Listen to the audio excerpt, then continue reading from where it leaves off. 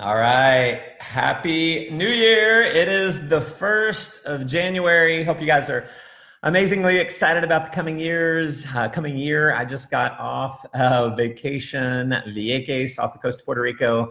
Amazing time, and amazing how a little beach time and a little downtime recharges you to want to go attack the year. So feeling more motivated than ever, set a ton of goals. In fact, pretty much the whole plane ride home, I was putting the game plan together for the goals. So some of you have watched, if you go to my YouTube channel, you can see my goal setting process. I think it's called Goal Setting for Rockstar Results that I did many years ago. And I've really had the same goal setting process that I've used now for, gosh, I don't know, it's been over 15 years for sure. And I think one of the reasons why I've consistently had a decent amount of success over the years is because I'm always very intentional about where I'm headed. And it's a process I go through. I spend hours and hours and hours over the course of many days. In fact, when I was on the beach, I spent a ton of time figuring out what my goals are going to be for the year and then just crystallizing the action plan for the goal. And so we got some big, hairy, audacious goals for 2019. I am more motivated to attack those, and really I have more confidence to achieve those than I have in any year previous. It's interesting how you develop and you grow over the years. I've looked over the past when I set goals. Sometimes if I set a really big goal, I look at it and think, man, I don't know if I could really achieve that. And then of course you do, and you grow and you gain confidence. And because I've been doing this for so many years, have developed a good amount of confidence. And so I am amazingly excited about what's coming for this year. And I gotta tell you, being real open, 2018 was probably the biggest roller coaster. I don't want to say it was the best year of my life. I don't want to say it's the worst year of my life, but the swing from bad to good has been a bigger swing than I think I've probably had before. I think I've been close before, but we'll just say this has been an interesting year. I mean, both personally and financially, business-wise. You know, I've been blessed to been very conservative with my money, so financially, you know, wasn't that big of an issue. But business-wise and personal-wise, I got to tell you, there were times that literally took me to my knees.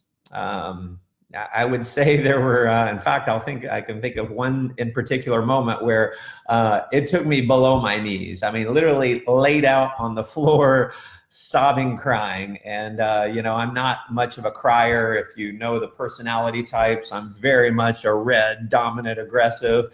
I don't have the biggest sensitive side in the world, especially as it relates to me. I just believe I can handle anything. I can power through anything, whatever the challenge is. You know, everyone else runs scared. I'm the one saying, you know what, I got this, follow me. And, you know, I definitely acted that role this year, but there were definitely moments in my life where I was, you know, laid out. And I'm going to share with you guys some of the biggest lessons that I learned towards the end here. But I got to tell you, this year has been, again, a crazy roller coaster. Have been in 27 different countries. I just, at the beginning of the year, our company had some major challenges, and major challenges to the point where a lot of people got scared and, you know, headed for the hills. And I just decided, you know what, we're going to make this work. And so I said, man, I'm going to put more miles on than I ever have. Flew over 200,000 miles this year. Was in 27 different countries. Some of those countries was in twice. I was in Kenya twice, Uganda twice, but 27 different countries. It has been a wild ride for the year for sure. Some of you have followed some of my fitness goals and so forth over the years. And listen, as you pop on, let me know where you're tuning in from, and appreciate the comments there. If you feel like this can add some value, definitely share it around. And so fitness-wise, very proud of the fact that I've been able to maintain, you know, and stay in pretty much peak physical fitness. I'm in the best shape I've probably been in my entire life.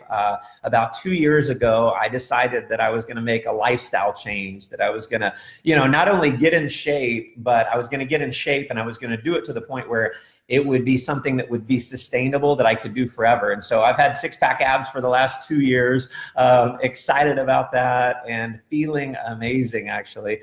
And I think that's a big reason why I was able to, you know, get through a lot of the things that I got through. The gym was my saving grace. It was, you know, kept me going, I think, in many cases.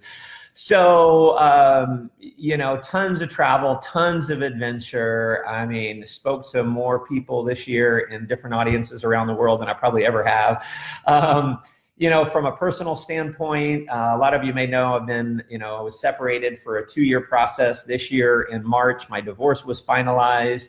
And, you know, even though my ex-wife and I, we were separated for 2 years and finally had the divorce, we've stayed amazingly amicable, and she's got an amazing soul, an amazing heart, and but as amicable as a divorce can be, it's never easy. And so lots of challenges around that. You know, we have 3 beautiful children and we share custody equally. And so that was another interesting thing, learning how to juggle being my goal is always to be super daddy, to be a hero to my kids, and to be an amazingly present father, but also crushing it in business. I had a friend ask me years ago when I had my first baby, he said, are you going to continue to be super businessman, or are you going to be super daddy? And with no hesitation, I said both, because I always believe you can have both. And so definitely a learning process, learning, you know, how to juggle those things. And so I assumed I would, you know, be single for the next 10 years. You know, was married for 10 years. I said, man, I'm going to be single for the next 10. I'll have fun and, you know, just focus on being a dad and my business and being in shape and all that. And, you know, what's interesting is sometimes when you least expect it, things pop into your life. And so I had someone that popped into my life, ended up falling in love, in a relationship now. And so, it's been a crazy journey. Nothing I expected at all, And, you know, sometimes things just happen. And so, you know, so from a personal standpoint, it's been a hell of a ride. From a business standpoint, you know, the lowest lows to literally the highest highs. Our company put in 78,000 new customers in November. I don't know how many in December, but I had my best month financially ever in November, and I haven't looked at December yet, but December may be the best month I've ever had in my history in network marketing in 24 years. And so you can imagine going from a place where you're like, wow, things are bad and people are quitting and, you know, all hell is breaking loose, to literally having your best, most successful times ever. And so it was crazy. And, you know, the learning lessons along the way have been unbelievable. And there's so many, it's been an amazing study in human nature and human behavior, and how, you know, greed and ego, and I'm not making anyone wrong. I'm not saying anyone who left. I may be talking about people on our side, other sides, whatever, but, you know, greed kicks in, ego kicks in, fear. The biggest emotion that I think I got a great understanding of is how people react to fear, and even myself on how I react to fear. And, you know, it's easy to judge people who, you know, left, who quit and said, all right, I'm going to go do something else. And, you know, unfortunately, I've seen a lot of people leave because of fear and end up making a really bad mistake and literally pretty much devastating themselves financially. And so it's sad to see that, and it's easy to judge the other person. But one thing that I think is very true that someone told me years ago is you can never judge someone else unless you lived what they lived through. And if I had lived through the things that they had lived through, if I grew up the way they grew up, if I had the history that they had, chances are I would make the same decisions that they have. And so, you know, it was a great, you know, lesson from a spiritual standpoint to be able to not judge other people and to just focus on not the ones who left, but the ones who stayed. And that's been really what I've focused on, is completely ignoring. I mean, this is probably the first time you've ever seen me talk about this, and it'll probably be the last time you hear me talk about this. I just felt a little bit inspired because it's the beginning of a new year. And the challenge is behind us. We're having more momentum than we've ever had. And so I felt like it might be a good time to just kind of bring it up, because there's a valuable lesson in it.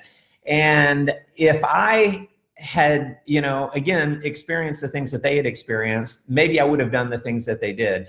And because I've been through so many challenges, I've owned my own network marketing company and literally saw it come crashing down, ended up $750,000 in debt.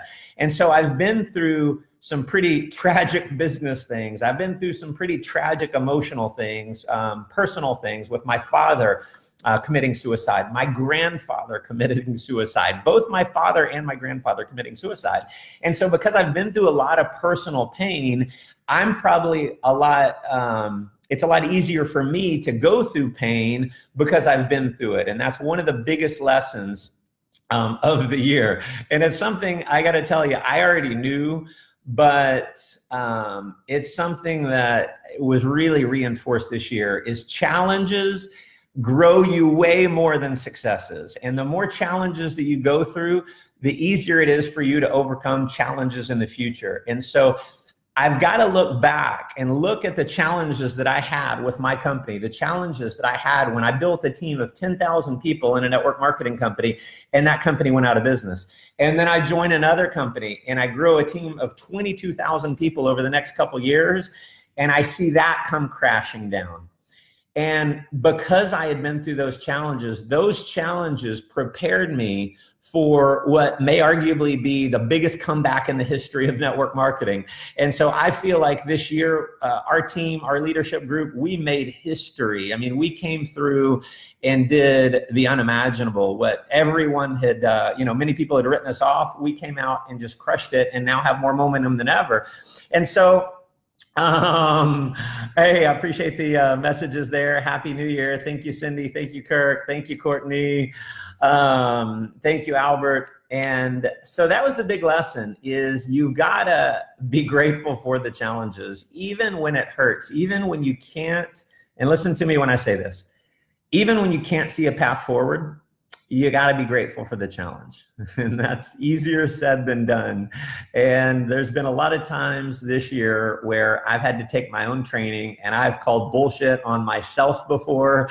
And, you know, I don't know if you've ever had that internal fight with yourself where you're like, you're full of shit. And the other one is like, no, you need to follow your training. So I definitely had that going on this year. And so there was some serious self-talk going on throughout this year. And, what ended up happening is, for me personally, overcoming these challenges, saying, you know what, I'm just going to work and I'm going to focus on those who stay and ignore the ones who leave. And so on social media, I act as if they don't exist. And I'll see from time to time, because I don't, I typically, if they were my friend when they were with me, they're going to be my friend when they leave. Now, if they're going to sabotage and do some very negative things, then of course I'll block. But those who, didn't do those things, I still see the snide comments online. And it's like, man, if you want to have success in what you're doing, you're going to have to give up the past. You're going to have to give up the snide comments, the rude comments, the little jabs here and there. You're just going to have to give it up if you want to move forward in power. And I feel like that's something that I was able to accomplish this year, is not have all the snide comments, not try and talk negative about other people, and just solely focus on my mission, my goal, which is building a dynasty with this company. See, I've got so much certainty. And listen, I know there's lots of people in lots of different network marketing companies. This is how you should feel about your company, is you should feel like you have the best company in the history of the world. And that's how I feel about mine. See, I believe with my company, no other company in network marketing has a chance to compete with us for becoming the biggest network marketing company in the world, right? And I'm not saying that to say, oh, your company's bad. No, I believe you should believe that about your company. See, you should believe your company is the greatest show on earth. If you saw the movie The Greatest Showman, our director of training, Mark Casetta, he does an amazing play, basically, training on promoting the greatest show on earth. And so I think you should do that. And because that's what we focused on this year, was able to become the #1 income earner in our company out of well over 1 million people, representatives who've joined us, hit the top rank in the company 3 times, so triple international marketing director. So that's all fun, but I tell you, the most inspiring moments is not me hitting rank. It's not me hitting the top income. It's having people in my team. You know, 2 other leaders in my group also hit triple international marketing director, Johnny and Sasha, incredible, fantastic leaders, way better than me. They just happen to be on my team. So that's the secret to success in network marketing. If you're able to attract a lot of people who are better than you, there's no limit to the amount of success that you can have. And so that's been the most inspiring. It's just seeing so many other leaders. Just had another great friend of mine hit the top rank in our company. 3 in the past month in South Africa hit the top rank in our company. I mean, it's just crazy the kind of success that we're having. One of my best friends, Hadiatu, hitting the top rank. Keith Willis hitting the top rank. I mean, just tons of success. And so that's been amazing, from, you know, where we were to where we are, crazy. And so what's happened is, because of those challenges, it's bonded the team together like we've never been bonded before. And I don't want to say there was never any crazy friction in our company. I mean, we have a core commitment that's one big team, one big family. And for the most part, we play one big team, one big family. But you're not like reaching out to help other teams. You know, you're kind of focused on your little group, right? And it's a business, and there's nothing wrong with that. But what happened because of the challenges, man, the leaders in our company just opened up their arms, and it's literally everyone helping everyone.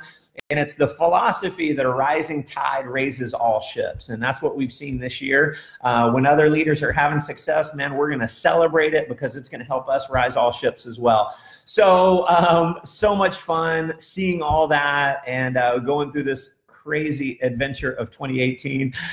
Here's a couple lessons. Number 1, is this, and this may be the biggest lesson of the year, is odds don't matter. If you want to write something down, odds don't matter. You know, so many people are like, I remember when our company was having some challenges, you know, hey, what's the percentage chance that we're going to, you know, end up having success out of this?